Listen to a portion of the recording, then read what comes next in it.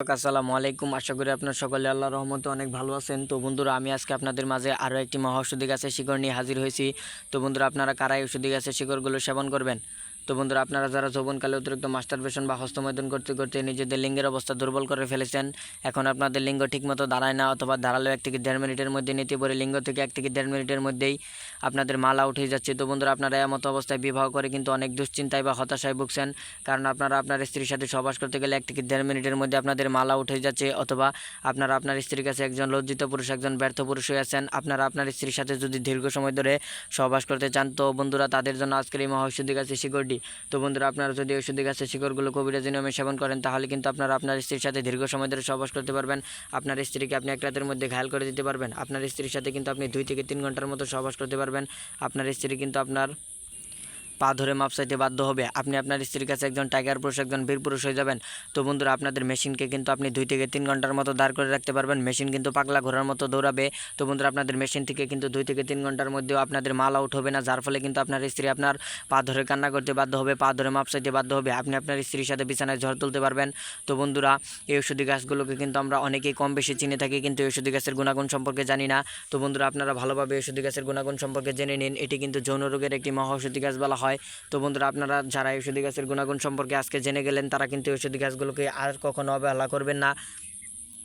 তো বন্ধুরা, আপনারা কিন্তু আপনাদের যৌবন শক্তিকে ফিরিয়ে আনার জন্য, বা আপনারা আপনার স্ত্রীর সাথে দীর্ঘ সময় ধরে সহবাস করার জন্য অনেক ডাক্তার বা কবিরাজের কাছ থেকে নানা ধরনের ওষুধ বা নানা ধরনের হালুয়া সেবন, হাজার হাজার টাকা খরচ করে কিন্তু সেবন করে থাকেন, যার ফলে কিন্তু আপনাদের লিঙ্গ আরও দুর্বল হয়ে পড়েছে। আরও আপনারা স্ত্রীর সাথে 20 থেকে 30 সেকেন্ডের মতো সহবাস করতে পারবেন। আপনাদের লিঙ্গ কিন্তু 1 থেকে 1.5 মিনিটের মধ্যে নিতে পরে লিঙ্গ থেকে 1 থেকে 1.5 মিনিটের মধ্যে মাল আউট হয়ে যায়। তো বন্ধুরা, আপনারা যদি মনের মধ্যে বিশ্বাস রেখে ঔষধি গাছের শিকড়গুলো সেবন করেন, তাহলে কিন্তু আপনারা আপনার স্ত্রীর সাথে দীর্ঘ সময় ধরে সহবাস করতে পারবেন। তো বন্ধুরা, আমি আপনাদেরকে এই ঔষধি গাছটির সাথে পরিচয় করে দিচ্ছি। তো বন্ধুরা, আপনারা আমার হাতে যে ঔষধি গাছটি দেখতে পাচ্ছেন, তো বন্ধুরা, এই ঔষধি গাছটির নাম হচ্ছে মিশ্রি দানা গাছ। তো বন্ধুরা, এটি কিন্তু বহু পরীক্ষিত একটি ঔষধি গাছ। এই ঔষধি গাছ দিয়ে কিন্তু আমরা অনেক জনরোগীকে ভালো করেছি। তো বন্ধুরা, আপনারা যদি মনের মধ্যে বিশ্বাস রেখে সেবন করেন, তাহলে কিন্তু আপনারা আপনাদের জনরোগ থেকে মুক্তি পেয়ে যাবেন। তো বন্ধুরা, মানুষ মানুষের সাথে বেইমানি করলেও কিন্তু গাছ কখনো মানুষের সাথে বেইমানি করে না। তো বন্ধুরা, এই ঔষধি গাছ কিন্তু একটি মহামূল্যবান একটি ঔষধি গাছ। এটি কিন্তু বিনা পয়সার একটি ঔষধি গাছ।